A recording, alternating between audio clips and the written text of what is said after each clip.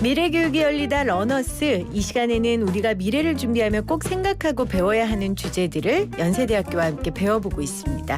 오늘은 사회 문제를 해결하고자 직접 프로젝트를 진행한 이 시대 청년들을 모셨습니다. 미래 시대를 이끌어갈 우리 학생들이 어떤 사회 문제에 관심을 갖고 어떤 노력을 했는지 들어볼까요? 먼저 이용준 학생 나오셨어요. 어서 오세요. 네, 반갑습니다. 반갑습니다. 그리고 백지선 학생, 네, 안녕하세요. 노혁진 학생. 네, 안녕하세요. 반갑습니다. 세 분 다 지금 연세대학교 학생들이시고요. 네, 맞습니다. 네, 국적은 대한민국 맞으시고요. 네. 대한민국 청년들과 오늘 함께합니다. 이분들이 어떤 문제에 관심을 갖고 어떤 해결책을 내놓았는지 여러분들 좀 귀를 쫑긋 세우고 들어주시고 좀 격려해 주시면 좋을 것 같아요. 먼저 사회 문제 해결을 위한 융합 팀 워크라는 강의를 세 분이 들으신 거죠? 네, 네, 맞습니다. 맞습니다. 그 이 강의가 어떤 강의인지 좀 설명을 누가 해주시면 좋을 것 같은데 누가 해주실래요?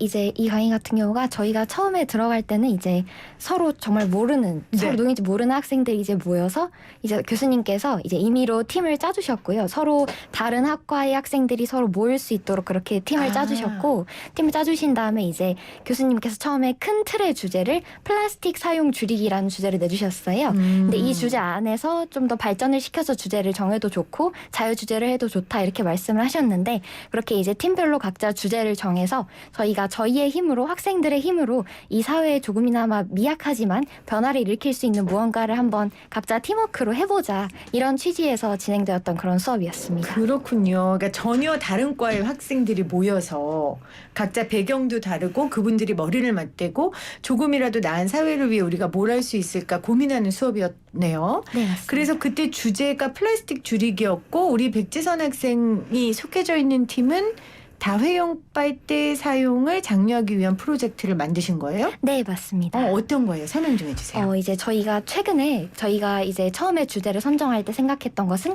교수님께서 주셨던 플라스틱 사용 줄이기와 그 다음에 이걸 어떻게 하면 우리가 좀 더 일상에서 가장 쉬운 방법으로 한번 그러니까 시민들의 참여를 이끌어내면서 해결할 수 있는 방법이 있을까를 중요하죠. 생각을 하다가 네, 맞습니다. 그래서 이제 그때 저희가 주제를 상의하다가 읽게 된 신문 기사가 있었습니다. 그게 바로 일회용 플라스틱 빨대의 사용이 올해, 그러니까 2022년 11월 말부터 전면적으로 금지된다는 신문 기사였는데요. 네. 이게 굉장히 심각한 상황이기 때문에 정부에서도 이런 판단을 내렸을 거라고 생각을 했고, 그렇죠. 또 간단하지만 누구나 공감할 수 있는 참여를 이끌어내는 데에서 이 플라스틱 빨대 사용 줄이기가 좋을 것 같다 이렇게 생각을 했습니다. 아주 시의적으로 적절한 주제라고 생각했고 이 플라스틱 빨대 줄이기를 한번 해보자. 그래서 일주일 사용 후에 설문조사하는 그런 프로젝트도 하셨다고요? 네, 맞습니다. 이제 설문조사를 학생들이 일주일씩 한번 써보게 한 다음에 다회용 빨대. 가면은 민주주의 서울이라는 배너를 눌러서 들어가서 이제 시민 제안이라는 코너가 있습니다. 네, 거기에 이제 간단하게 한번 서울시에다가 이런 플라스틱 빨대보다 다회용 빨대를 쓸 수 있도록 하는 걸 좀 더 권장하는 네. 이런 활동들을 하면 좋겠다 이렇게 제안하는 식으로 활동을 마쳤습니다. 직접 제안까지 했군요. 네. 그 다회용 빨대라는 게 저도 선물 받은 적이 있거든요. 네. 조금 설명을 해주실래요? 청취자분들 중에 모르는 분들도 계실 테니까. 네네, 맞습니다. 이제 최근에 프랜차이즈 카페라든지 아니면 식당에서 이제 저희가 원래 예전부터 흔히 쓰던 것은 플라스틱 일회용 빨대였는데요. 이거 대신에 이제 종이 빨대를 주는데 그럼 이것도 다회용 빨대냐 하는 분들도 계실 것 같은데. 그건 어려울 네, 것 같아요. 네, 맞습니다. 막 종이 흐느흐느 빨대는 해지잖아요. 그쵸? 맞습니다. 사실 그게 종이 빨대의 문제점들 중에 하나인데요. 오래 사용하게 되면 흐물흐물해지는 것도 문제이고, 또 사실 종이 빨대라는 것이 어떻게 보면은 환경을 돕는 게 아니라 오히려 환경 오염에 일조하고 있는 판국이라고 볼 수 있습니다. 결국은 쓰레기니까. 네, 맞습니다. 이게 이제 원래 재활용 쓰레기로 분류되어서 재활용이 되어야 하는 것인데, 아하. 이게 사실 분별 과정에서 굉장히 종이 빨대가 작고 가볍기 때문에 이게 제대로 분별되는 것이 쉽지가 않고요. 네. 또 이게 이제 일반 쓰레기로 가게 되면 결국에 소각장에서 태워지게 되는 거기 때문에 결국 무용지물이 되는 거라고 할 수 있습니다. 아까 학생들 설문조사했다고 했잖아요. 네. 그분들 반응이 어땠어요? 그게 궁금해요. 네, 저희는 사실 이 리유저블 빨대를 다들 한 번씩 써봤을 거라고 생각을 했었거든요. 그런데 되게 의외로 과반수 이상의 학생들이 이 리유저블 빨대를 처음 접해본다고 하더라고요. 그리고 처음 접해보는 학생들에게 이제 일주일 사용한 후에 이제 한번 한번 의견을 들어봤는데 이제 이런 걸 한번 접해볼 수 있고 또 내 것이 생겨서 이렇게 휴대하면서 들고 다닐 수 있어서 좋다. 또 이게 내가 어떻게 보면은 이 환경을 좀 더 나아지게 하는 거에 일조한다는 그렇죠. 그런 마음이 들기 때문에 굉장히 이제 되게 자부심을 느낄 수 네. 있고 그랬다는 거에서 되게 저희도 이 활동에서 되게 뿌듯함을 느꼈던 것 같습니다. 알겠습니다. 자, 혹시 이 방송 들으면서 다회용 빨대 써볼까 하는 분들에게 혹시 한마디 해줄 수 있겠어요? 네, 사실 이제 아까 좀 전에도 말씀드렸지만 이제 2022년 올해 11월 말부터 이제 일회용 빨대의 사용이 전면적으로 중단되고 저희는 빨대를 사용하지 않거나 혹은 이제 리유저블 빨대를 사용하거나 해야 되는데요. 아마 갑작스럽게 이런 문화를 새로 받아들이려면 조금 어색하기도 하고 또 이걸 내가 괜히 귀찮게 들고 다녀야 하나 하는 생각도 많이들 하실 거라고 생각합니다. 하지만 우리의 작은 이러한 어떻게 보면 참여가 이 환경을 바꾸는 데 분명히 일조할 수 있을 거라고 생각합니다. 네. 인터넷에 리유저블 빨대를 검색하면은 되게 많은 종류들이 나오니까요. 한번 이제 시청자분들께서도 그 각자의 취향에 맞게 잘 골라서 사용하시면 좋을 것 같습니다. 감사합니다. 정말 아까 그 취향에 맞게 고를 수 있다고 하셨는데 되게 예쁜 거 많아요, 여러분들. 조금만 관심 가지면 살 수 있는 물건이니까요. 이 다회용 빨대 이용해 주시기를 바랍니다. 자, 오늘 러너스에서는 사회 문제 해결을 위해 협업하고 행동하는 미래 세대들 목소리 들어보고 있습니다. 우리 백지선 학생과 이야기 나눴고요. 우리 그 다음 학생 이야기할 때 다른 학생들 마이크는 내려주셔도 될 것 같아요, 감독님. 자, 다음 우리가 이야기를 들어보겠습니다. 노혁진 학생. 우리 혁진 씨가 있는 팀은 플라스틱하고는 조금 다른 이야기였네요. 어떤 주제로 이 프로젝트 진행하셨어요? 네, 저희 같은 경우에는 이제 교수님께서 사회 문제 해결을 위한 융합 팀워크에서 기본적인 주제로 플라스틱 줄이기라는 주제를 제시해 주셨는데요. 저희는 이 주제 말고 다른 주제를 선정하게 되었는데 네. 그 기준으로는 두 가지를 뽑았습니다. 먼저 시의성과 실제적 개선. 중요하죠. 이 두 가지 기준을 가지고 이제 주제를 선정을 하였는데 그 기준들을 살펴보았을 때 휠체어 이용 장애인 통행 제한 개선이라는 프로젝트가 잘 부합한다고 생각을 해서 네. 저희가 그 주제를 선정하게 되었습니다.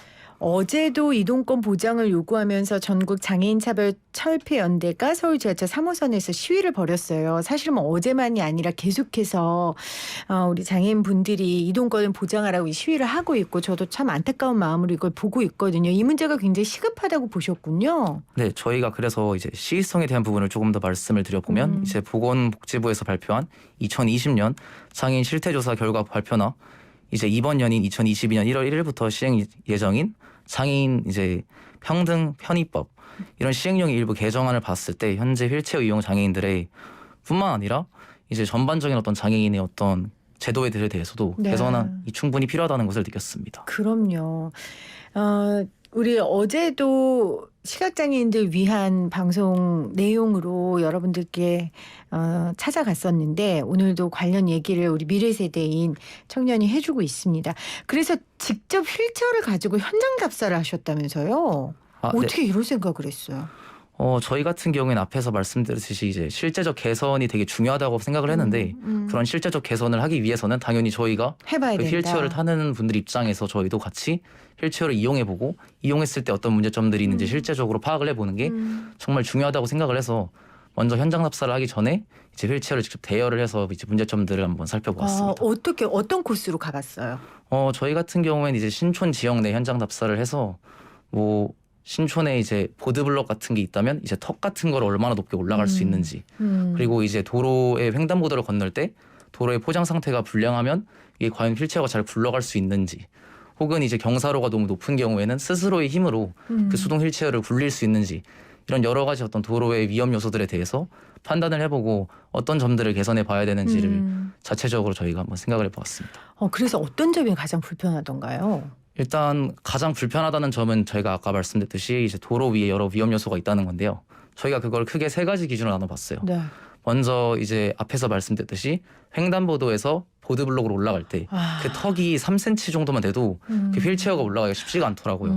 그래서 이런 휠체어의 그런 이동을 좀 더 편하게 하기 위해서 그 보드블럭의 턱을 좀 더 완만하게 만든다거나 아니면 이제 횡단보도를 건널 때 아스팔트가 워낙 울퉁불퉁하다 보니까 그런 부분들에 대해서 포장 상태를 개선해 달라고 말씀을 드리거나 혹은 이제 배수구의 구멍이 너무 커서 그 구멍의 틈에 앞바퀴가 이제 걸려서 그거 큰 장애물이네요. 전복이 될 위험이 있는 이런 세 가지 경우로 저희는 나누어서 이제 문제점들을 파악해 보았습니다. 비장애인에게 너무 별거 아닌 요소들이 사실 장애인분들에게는 오고 가는 데 있어서 큰 장벽이 되는 거니까요. 그걸 직접 체험해 보셨다는 얘기를 했는데 그래서 현장에서 얻은 정보로 어떤 결론을 내리신 거예요? 어떤 대안을 내놓으셨어요? 일단 저희도 처음에는 이 이제 프로젝트를 진행하면서 가장 큰 의문점이 든 게 과연 그러면 이런 것들을 민원 제기를 했을 때 정말 바뀔까? 개선이 되나? 대해서 궁금해서 이제 먼저 실험 삼아서 이제 안전신문고라는 앱을 통해서 이제 민원 제기를 할 수 있거든요. 그래서 거기다가 뭐 어떤 배수구의 틈이 너무 넓어서 그 배수구를 조금 더 틈이 좁은 배수구로 교체를 해달라거나 덮개를 씌워주시면 감사하겠습니다와 아하. 같은 방식으로 민원을 제기를 하였는데 어떻게 됐어요? 다행스럽게도 한 하루 이틀 있다가 전화가 와서 아. 바꿔줄 수 있을 것 같다고 말씀을 드렸고 한 1, 2주 있다가 이제 저희가 신촌에 근처에 살다 보니까 직접 가보니까 실제로 그게 바뀌어 있더라고요. 와, 보람 있었겠어요. 그러니까 그걸 눈으로 실제로 확인할 수 있으니까 저희 팀원분들께서 되게 많이 뿌듯함을 느꼈던 것 같아요. 그래서. 그렇네요. 혹시 이 방송을 듣는 이제 비장애인 분들에게 혹시 이 프로젝트를 하면서 느꼈던 거 한마디 정도 나눠주실 수 있겠어요? 네. 저희 같은 경우에는 어떻게 보면 되게 간단한 아이디어일 수도 있어요. 안전신문고라는 앱에 사실 민원을 제기하는데 한 2, 3분 정도면 되는 그런 간단한 시간이면 되는데 그런 것들에 대한 참여가 되게 부족하다고 생각을 해요. 그래서 이제 이 방송을 듣는 여러분들도 한번 안전신문고라는 앱을 다운받아서 저희가 말한 것처럼 그런 도로 위에 어떤 통행에 이제 제한이 될 만한 요소들을 같이 민원 제기를 해주신다면 이제 함께 베리어 프리한 사회를 만들어 나가는데 조금이나마 기여할 수 있다고 저는 생각을 합니다. 내가 그 불편함을 직접 겪고 있지 않아도 그래도 이 세상을 좋게 만드는 의무는 우린 갖고 있는 거니까요. 그런 측면에서 안전신문고에 이런 부분들이 몸이 약한 분들이 힘들어하실 거예요라고 남겨주는 것만으로도 큰 발전이 있을 수 있다. 네. 그 이야기를 해주셨습니다. 자, 우리 노혁진 학생이었고요. 마지막으로 우리 이용준 학생 플라스틱 줄이기에 대한 프로젝트로 한번 다시 돌아가 보겠습니다. 앞서 우리가 이 페트병 분리 배출 관련된 얘기를 또 때마침 했어요. 그런데 사전 설문조사를 했다면서요. 페트병 분리 배출 관련해서 어떤 항목으로 했고 어떤 결론이 나왔어요? 네, 우선 올바른 페트병 분리 절차에 대해서 다시 말씀드리면 첫째 잔존음료 버리기, 둘째 라벨 제거하기, 셋째 페트병 압축하기, 넷째 라벨과 페트병 따로 분리하여 배출하기입니다. 저희는 이 네 가지 항목하에서 각 문항에 대해서 잘 알고 있는지 총 123명을 대상으로 사전 설문조사를 하였는데요. 네. 놀랍게도 응답자 중에서 90% 이상이 올바른 페트병 분리수거 방법을 알고 있다고 답을 했습니다. 그래요? 네, 저희가 근데 두 번에 나눠서 물어봤는데요. 알고 있는지와 실천하고 있는지에 대해서 네, 물어봤고 일단 알고는 있다 90%, 실천하고 있다는? 네, 실천하고 있다라는 응답은 50%가 네, 상회하는 정도로 응답을 해서 결론적으로는 대부분의 경우 페트병의 올바른 분리 배출 방법을 알고는 있지만 그것을 실천에 옮기는 경우가 적은 것으로 파악이 되었습니다. 왜 옮기기가 쉽지 않을까요? 저 같은 경우는 귀찮아서. 네, 맞습니다. 사실. 네, 대부분 저희가 실시한 설문조사 외에도 다양한 논문이랑 문헌을 참고해 보았는데요. 실제로 사람들이 분리배출을 잘 하지 않는 이유도 몰라서가 아니라 누군가가 해주기 때문에 혹은 귀찮아서 하지 않는 등의 답변이 많았습니다. 그렇군요. 그래서 이 분리배출을 유도하기 위한 실험을 기획하셨다면서요. 어떤 실험이었어요? 네, 저희가 우선은 이 배출을 어떻게 하면 조금 더 사람들이 용이하게 할 수 있을까를 많이 연구를 해보았는데요. 다양한 연구 결과를 살펴보면 쓰레기통의 높이나 구성 요소, 쓰레기통 간의 거리, 뚜껑의 유무 등이 올바른 분리배출과 상관관계가 있다는 연구 결과를 좀 보아서 저희가 구조적으로 쓰레기통을 잘 디자인을 한다면 조금 더 사람들이 분리배출을 하는 데 있어서 용이하고 또 그 비율을 높일 수 있지 않을까라고 해서 처음 기획을 하게 되었어요. 디자인 면에서? 네, 맞습니다. 저희는 이를 위해서 기존 쓰레기통에 올바른 분리수거 절차를 그림으로 담은 포스터와 잔존 음료를 배출할 수 있는 생수통, 또 라벨 제거를 용이하게 해주는 라벨 제거기, 라벨만을 버릴 수 있는 수거함을 설치하기로 계획을 했습니다. 이렇게 하면은 기존의 쓰레기통과는 차별점을 두어서 시각적으로 분리수거 절차를 조금 더 용이하게 파악할 수 있게 하고 또 라벨이 생각보다 굉장히 안 뜯겨지는데 안 뜯겨져요. 네, 저 손톱 맞습니다. 뜯겨진 적도 되게 많아요. 네, 또 나중에 말씀드리려고 했는데 사실 특정 음료에서 그런 경우가 굉장히 많아서 저희가 해당 제조업체에 또 전화도 있어요? 네, 메일을 드렸고 세상에. 근데 실제로 파악을 하고 계시더라고요. 그래서 개선 절차 중에 있다고 이렇게 답변을 얻기도 감사하네요, 했습니다. 그것도. 그러면은 그렇게 아까 말씀하신 요소들을 해서 분리 배출기를 만들었더니 사람들이 정말 그 활동이 더 많아졌어요. 분리 배출 활동이? 네, 저희가 이것을 또 실질적으로 통계적으로 좀 확인하기 위해서 교내 중앙도서관에 실험군과 대조군으로 나눠서 실험을 진행을 했었습니다. 네.